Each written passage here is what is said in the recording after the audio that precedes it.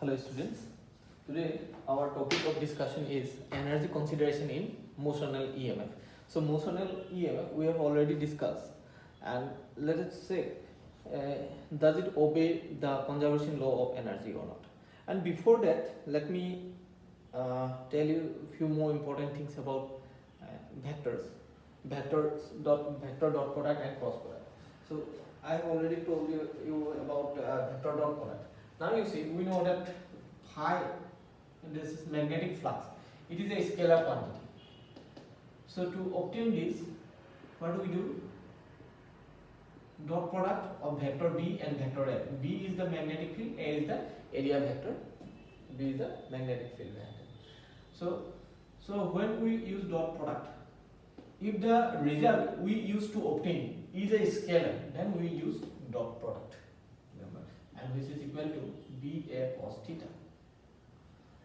And if the result that we used to find is a vector quantity, that means it has both magnitude and direction, then we will use cross product. Suppose we have two vectors. One vector is, suppose this is A vector. Another vector is there, suppose this is B vector in this direction. This is vector B. And angle between them is, suppose, theta. This is the angle between the theta. So we need to find the result. We need to find result R, suppose, which is a vector quantity. Then we will use cross product. So what will be the result of these two? Cross product of these two. The cross product will give the magnitude and direction both, right? So here you see how to find the cross product. A cross B, that gives AB sin theta, and direction is given by a unit vector n cap. Unit vector whose magnitude is 1, and it will give the direction, in which direction the result will be pointing. Okay. So how to determine the direction here? Use your right hand. So this is your thumb and the remaining fingers. So what we are doing, A cross B. So first we go to A vector, and so these two vectors are on the same surface, and the resultant will be perpendicular to both A and B. Remember. So that's why. So place your hand on A vector, and bend the remaining fingers other than the thumb in towards B. Then thumb will pointing outward. So direction of the resultant vector will be out of the board. So if you find B cross A, then go to B. So here in this way you cannot bend the fingers towards A. So that's why you have to flip your hand and place on B, then turn like this. Then this thumb now pointing inward. So then if you find B cross A, then the resultant will be into the board, perpendicular to the board and inward direction. So I hope you have understood this. So now let us discuss our topic. So what was the topic? So which topic we are going to discuss now? Energy consideration.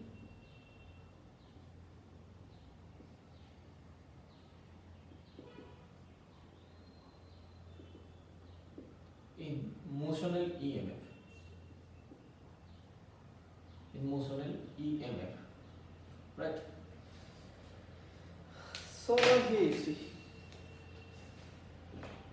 So this is the magnetic field, and cross represents field is going inward into the board normally, right?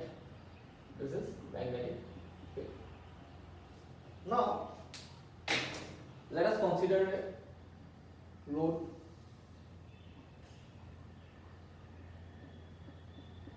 And let us assume that it completes a rectangular loop like this, and this rope can be slided over these two arms, right? Let us consider it.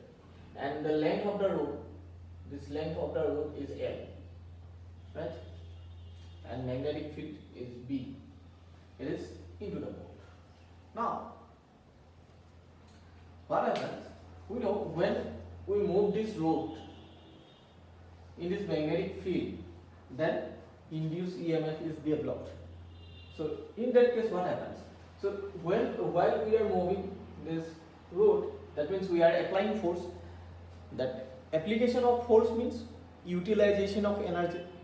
So that means we are applying mechanical energy, and that mechanical energy will be converted to the electrical energy. EMF is induced means it is converting into electrical energy. So we will check here both if both mechanical and electrical power are same or not in this case. If they are same, then we can say energy is conserved, right?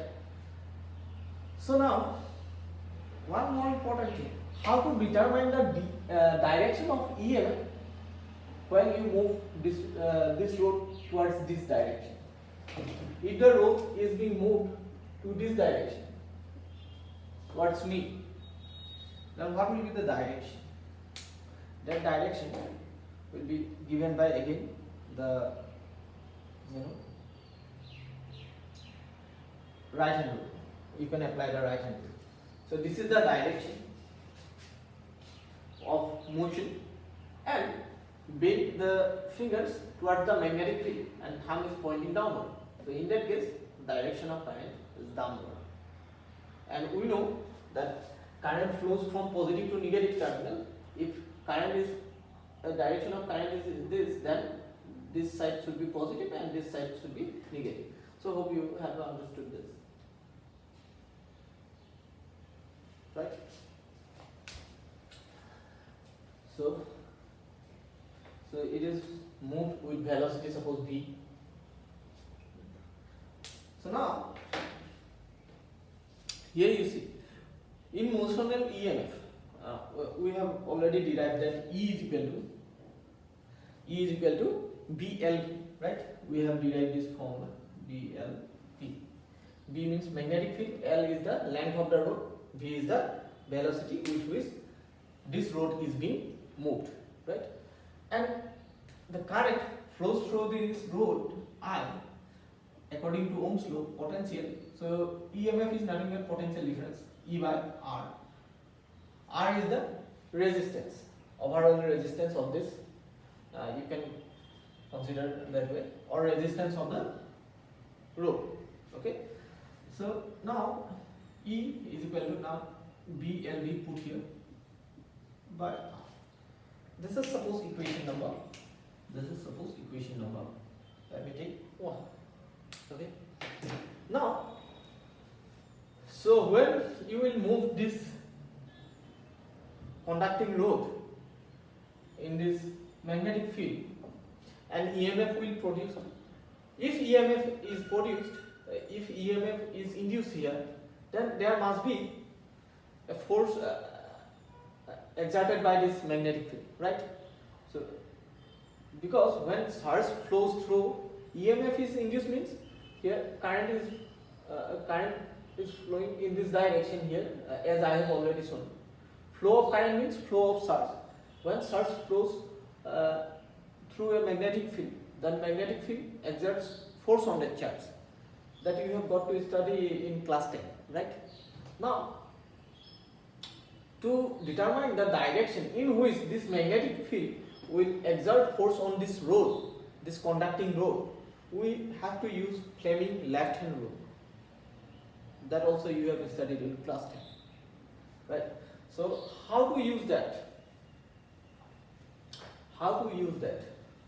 So the direction of the force in which it will act on this rod, the force exerted by the magnetic field, in which direction it will act on the rod.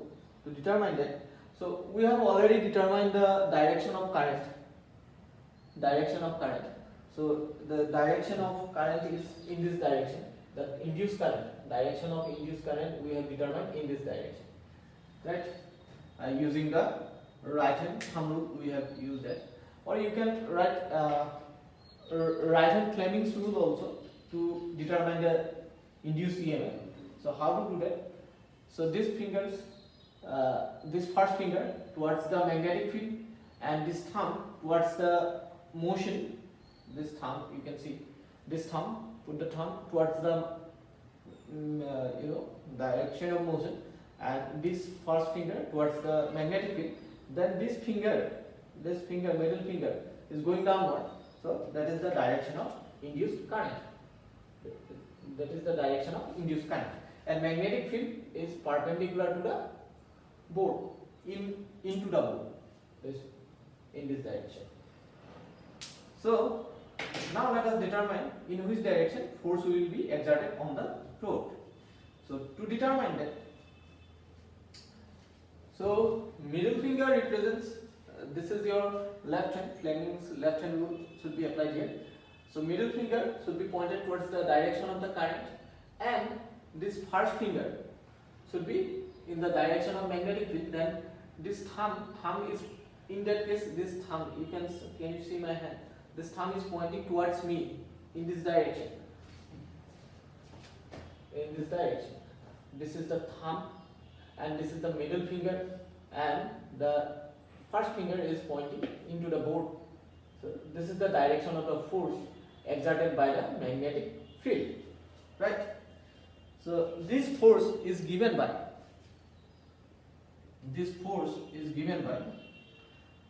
I into L vector cross B vector. L vector cross B vector, and cross product I have already told you, L B here will like sin theta. So in this case, angle between this length and B, this is the length and magnetic field, direction of the magnetic field towards the board, perpendicular, right? So angle between them is 90 degree, and sin 90 degree is 1. Here theta is 90 degree and sin 90 is 1. That's why, so we can write F is equal to, that's why here F is equal to FB, we can write I L B. So hope you have understood. Now what we are going to do, let us replace this I by this N. So using 1 here, what we will get, B L B by R into L B. So this I is replaced by this value. So what we have done, using 1. Now L square B square. So finally we will get FB is equal to B square L square V square. Sorry, not V square, only B by R. Right. Now what will be the mechanical power? This is the force exerted by the magnetic field on the rod due to the application of mechanical energy. So we have applied mechanical energy to move this rod, isn't it? So what will be the mechanical power then? P, I am writing here M to represent mechanical power. We know power, P is equal to rate of doing work, W by T, rate of doing work, right? And W is nothing but force into displacement. S represents displacement, right? So S by T is nothing but velocity. Displacement by time is velocity. So F into V, you can say. So that's why. So F of B into velocity V will give the mechanical power, right? So F of B, we have got this. Now let us put here B square L square V by R, and we have got V here. So V into V, that's gonna be V square. So what we will get, B square L square V square by R. So this is the mechanical power, right? So let me give it equation number. Suppose this is let me use A, capital A. Now let us find electrical power. So to represent electrical power, we will write P and PE here. PE means electrical power, PM mechanical power. So in class 10 you have got that power, electrical power, P is equal to I square. You have got this formula in class 10. In class 10. So if you remember, now, so we can write I square R. So let us again replace this I by this value of I, BLV by R. Then what we will get? BLV square V square by R square. That's what we will get, right? So this I is replaced by this value. So from 1 or using 1 you can write, right? So here this R cancels R square. So our PE will be B square L square V square by R. This is suppose equation number B. So from A and B you can see clearly that both mechanical and electrical power, this is electrical power and mechanical power, are same, are equal, right? So from A and B, so what we have got, electrical power is equal to mechanical power. So that means if electrical power and mechanical power are equal, so we can say mechanical energy is also equal to electrical energy. That the mechanical energy is being utilized in this case to produce EMF. That mechanical energy is converted to electrical energy here, and we know energy cannot be neither be created nor be destroyed, and that is the conservation law of energy. So here it is proved that mechanical power and electrical power same. So that means the amount of mechanical energy is used to produce electrical energy. So that mechanical energy is equal to produced electrical energy, right? So hope you have understood this.